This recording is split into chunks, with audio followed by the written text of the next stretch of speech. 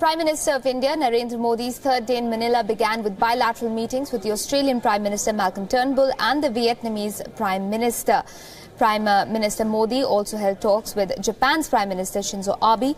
After the meeting, he tweeted, I quote, "My friend Shinzo Abe and I had an excellent meeting in Manila. We reviewed the ground covered on various aspects of the India-Japan ties and discussed ways to deepen cooperation between our economies and people." End quote.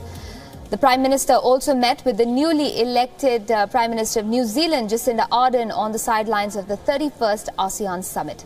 The Indian Prime Minister also held bilateral talks with the Sultan of Brunei on the sidelines of the summit.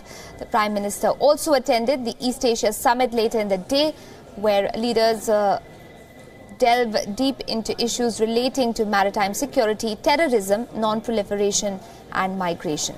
Now, later today, Prime Minister Modi will participate in the meeting of Regional Comprehensive Economic Partnership, known as the RCEP, where negotiations for a free trade pact will be discussed. The Prime Minister will then address the ASEAN-India Summit, where he will touch upon various issues including trade and terrorism. Trade ties between India and ASEAN are on an upswing, and both sides want to further boost trade and investment cooperation.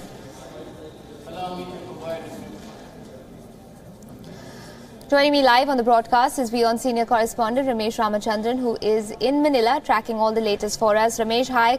Good to see you again. Take us through what you feel is going to be of utmost importance at the RCEP today. What exactly do you think Prime Minister Modi is going to be touching upon?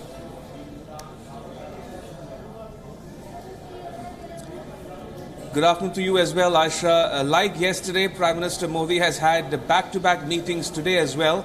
As you mentioned, he has had bilateral talks with Prime Ministers of Australia and Japan, as also the Sultan of Brunei and the leaders of Vietnam and New Zealand. And he has just finished the East Asia Summit, and we headed next into the RCEP meeting, which is the Regional Comprehensive Economic Partnership, which again is an ASEAN-wide free trade area negotiation. Primarily, India would be looking to harness its leverages in the Indo-Pacific region for greater economic connectivity, investments and trade and services to the win-win situation for both India and the ASEAN region. And the negotiations will continue, and it's expected that India would like to have an early resolution or a conclusion of those negotiations going forward. Absolutely. And the last engagement of the day would be the India-ASEAN Summit, and towards that end, the Prime Minister will be looking to harness India's Act East policy, which looks for greater connectivity, people-to-people ties, trade, investments, as well as security and defense cooperation. Absolutely. So a road ahead on trade, definitely one of the big picture takeaways from the summits that Prime Minister Modi is at.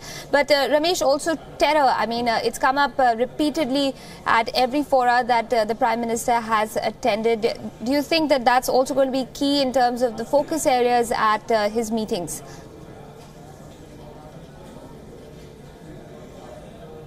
Sorry, I didn't get your question, Aisha. Could you repeat that question, please? Sure. Ramesh, I was asking how you feel terror is going to figure in Prime Minister Modi's other meetings. We know he's had bilaterals already, but there are a couple more meetings that he's going to be attending. And do you feel that in addition to trade, which you mentioned for us is one of the top focus areas of India's Prime Minister, but trade and counter-terror initiatives are also going to be part of the conversations he's expected to have? Absolutely, Aisha. Trade and terror are recurrent themes in Prime Minister Modi's engagements at multilateral fora such as the ASEAN and East Asia Summit. And today it will be no different from the previous ones. Trade will be a big focus, and so will counter-terrorism. Now, from the Philippines' perspective, which is the host country, they like to showcase their success in pushing out the Islamic State rebels from the southern city of Marawi. And India would also share its own experiences and ask for no discrimination among ASEAN members in countering terrorism, especially that emanating from India's immediate neighborhood. So clearly, counterterrorism has and will remain a key focus for Prime Minister Modi. But that said, terrorism will also be the center stage at the negotiations here. Remember, North Korean nuclear crisis, South China Sea and terrorism are three main issues which are confronting the members of the ASEAN and the East Asia Summit.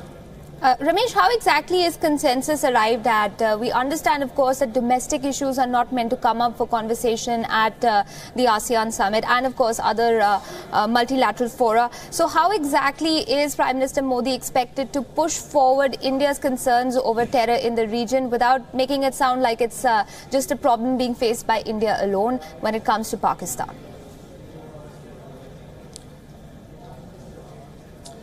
Good question, Aisha. Just to put it all into context for the WION viewer, like the South Asian Association for Regional Cooperation, or SAARC, the ASEAN also works on the basis of consensus, which automatically means that no contentious issues or domestic issues or even bilateral issues among ASEAN members will likely figure in the discussions here.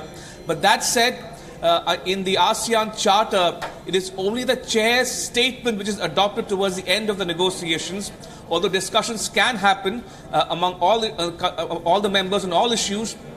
But the chair's statement will focus only on those issues which the host country chooses to mention or include in that statement. And we are given to understand that discussions on issues such as the Rakhine violence in Myanmar was indeed discussed over the last couple of days here, but that might not find a mention in so many words in the chair's statement insofar as the ASEAN is concerned. But that said, there are other issues which will likely generate a consensus among the ASEAN and East Asia members, and I don't see any problem or concerns in that regard, especially on the issue of South China Sea, where ASEAN is calling for a code of conduct, a binding one at that, on all parties, including China. Also, on the proliferation issue, the North Korean issue is likely to figure prominently in the discussions here on the margins of the ASEAN and East Asia summits. Thanks, Ramesh, very much for clearing that up for us and, of course, for bringing us that update from Manila. We'll get back to you through the day for more bits of conversation on what's going on at the ASEAN summits. But for now, we're sticking with Malaysia, or rather Manila, where the Canadian Prime Minister Justin Trudeau said that he's ready to help resolve the Rohingya crisis in Myanmar. Trudeau's comments came during a meeting with leaders at the 31st ASEAN summit in the Philippines capital, Manila. Canada will continue to support ASEAN's humanitarian and political efforts to find a sustainable and just solution to the ongoing crisis, and we will also continue to work with the governments of Myanmar and Bangladesh to allow for the safe return of displaced peoples.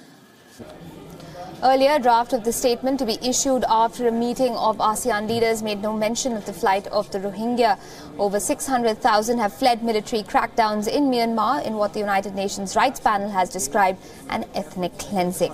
Earlier, the US Secretary of State Rex Tillerson met with Myanmar's leader Aung San Suu Kyi on the sidelines of the summit. He is expected to visit Myanmar on Wednesday and call on the country's leadership to stop the military operation in the state of Rakhine, which has forced more than 600,000 Rohingya to flee to Bangladesh. To allow for the safe return